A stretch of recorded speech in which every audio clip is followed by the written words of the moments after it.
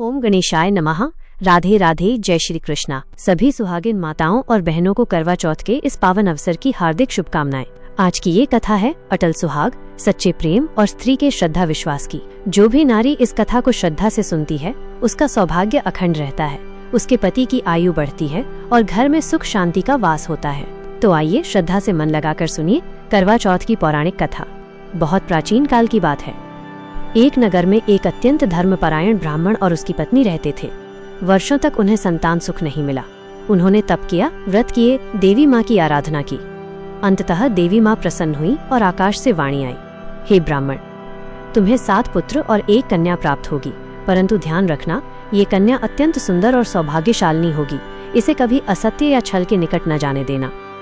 कुछ समय बाद उनके घर में एक सुंदर कन्या का जन्म हुआ। उन्होंने उसका नाम रखा वीरवती। समय के साथ साथ घर में 7 भाई भी हुए। 8 भाई बहन एक दूसरे से अत्यंत प्रेम करते थे। भाइयों के लिए वीरवती उनकी आंखों का तारा थी और वीरवती के लिए उसके भाई उसके जीवन का गर्व। वीरवती बचपन से ही धार्मिक प्रवृत्ति की थी। जब भी माँ पूजा करती वो पास बैठ जाती, दीपक जलाती, मंत्र बोलती और माँ पार्वती की मूर्तियों के आगे फूल चढ़ाती। जैसे जैसे वो बड़ी हुई उसका सौंदर्य और संस्कार दोनों खिल उठे। नगर के लोग कहा करते, ये कन्या तो देवी का अवतार लगती है। समय आने पर उसका विवाह एक सुंदर, ज्ञानी और धर्मप्रिय राजा से हुआ। विवाह के बाद ससुराल में वह सबकी प्रिय बन गई। सास, ससुर, पति सभी उसके गुणों की प्रशंसा करते। एक वर्ष कार्तिक मास की कृष्ण पक्ष की चतुर्थी आई। वीरवती की सास ने कहा, बेटी, कल करवा चौथ का व्रत है। इस दिन सुहागिनें अपने पति की दीर्घायु के लिए निर्जल व्रत रखती हैं। सूर्योदय से लेकर चांद के निकलने तक जल तक नहीं पिया जाता। ये व्रत माँ गौरी का है, जो अपने पति शिव के समान अखंड सुहाग का वरदान देती हैं। वीरवती ने सिर झुकाकर प्रणाम किया और बोली, माँ, मैं ये व्रत अवश्य करूंगी। अगले दिन वो भोर में उठी, स्नान किया, नए वस्त्र धारण किए, माथे पर सुहाग का सिंदूर लगाया और देवी गौरी की मूर्ति के आगे दीप जलाया। उसने मन ही मन संकल्प किया, हे माँ गौरी, जैसे आपने अपने शिवजी को अखंड सौभाग्य के साथ पाया, वैसे ही मैं भी अपने पति की दीर्घायु के लिए ये व्रत रखती हूँ। सूर्योदय हुआ, दिन बीता, समय दोपहर का हुआ, फिर संध्या आई।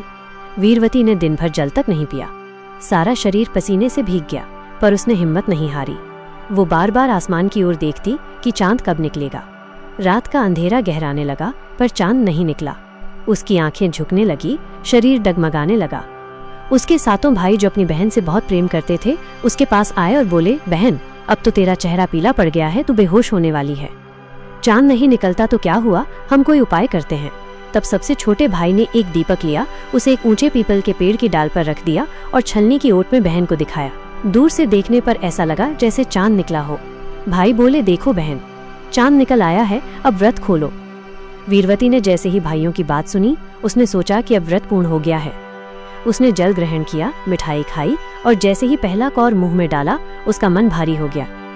तभी उसका पति, जो दूर राज्य में था, अचानक बेहोश हो गया और प्राण त्याग दिए। उसी क्षण ससुराल से दूत आया, जिसने दुखद समाचार सुनाया, रानी साहिबा, आपके पति महाराज नहीं रहे। ये सुनकर वीरवती के प्राण जैसे सूख गए। उसने अपने हाथों की चूड़ियां तोड़ दी, गहने उतार दिए, सिंदूर पोंछ दिया और विलाप करने लगी। वो कहने लगी, हे माँ पार्वती, मैंने क्या पाप किया कि मेरा सुहाग छिन गया? मैं तो आपकी भक्त हूँ, फिर ये क्यों हुआ? उसकी पुकार सुनकर माँ पार्वती प्रकट हुई। वे मुस्कुराईं और बोली, बेटी, तू सच्ची भक्त है, पर तेरे भाइयों ने जो छल किया, उसके कारण व्रत अधूरा रह गया। यह व्रत बिना छल और बिना असत्य के ही फल देता है। लेकिन तू दुखी मत हो। यदि तू अगले वर्ष करवा चौथ का व्रत पूर्ण निष्ठा और सत्य भाव से करेगी तो तेरा पति फिर से जीवित होगा। वीरवती ने माँ पार्वती के चरणों में गिरकर कहा, माँ, मुझसे भूल हुई, मैं फिर ऐसा अपराध नहीं करूंगी। माँ पार्वती ने उसे आशीर्वाद दिया और अंतर्धान हो गई। समय बीता, 1 वर्ष फिर आया। वीरवती ने पूरे वर्ष तप किया, उपवास किया, दिन रात माँ पार्वती का नाम लिया। जब पुनः करवा चौथ की तिथि आई तो उसने वही व्रत किया। भोर से लेकर रात तक उसने कुछ नहीं खाया पिया। इस बार उसने किसी की बात नहीं मानी, केवल चंद्रमा के उदय की प्रतीक्षा की। वह भगवान शिव और माँ पार्वती की मूर्ति के आगे बैठी रही। उसने दीप जलाए, फूल चढ़ाए और बोली, हे माँ गौरी, इस बार मैं पूर्ण श्रद्धा से ये व्रत कर रही हूँ। यदि मेरे प्रेम और भक्ति में सच्चाई है तो मेरे पति को जीवन दो। घंटों बीत गए और जब अंततः आकाश में शीतल चांद की किरणें बिखरी तो वीरवती की आंखें चमक उठीं। उसने चंद्रमा को अर्घ्य दिया, जल ग्रहण किया और उसी क्षण एक अद्भुत चमत्कार हुआ। दूर राज्य में जहां उसके पति का शव रखा था, उसमें हलचल हुई। उसकी सांसें लौट आईं, प्राण फिर से शरीर में समा गए। लोगों ने देखा कि राजा जीवित हो गया है। उन्होंने भगवान का धन्यवाद किया और ये शुभ समाचार वीरवती को भेजा। जब वीरवती ने ये सुना तो उसकी आंखों से खुशी के आंसू झरने लगे।